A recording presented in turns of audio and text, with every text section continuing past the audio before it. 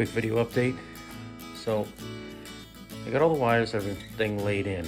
I got them all run down the channel nicely, all coming up and tagged.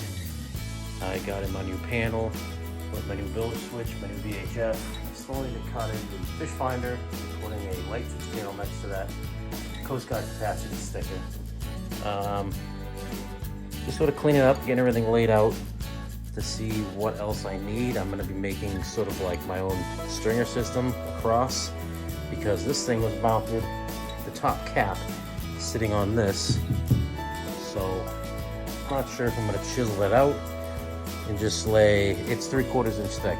So it's 3/4 there, all the way down 3/4, 3/4 on the other side, all the way.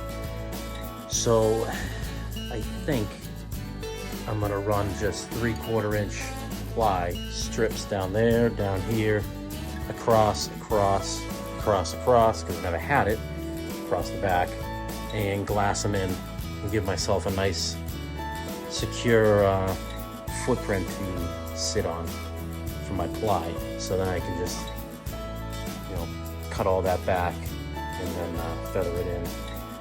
So this is where we're at right now. Little update.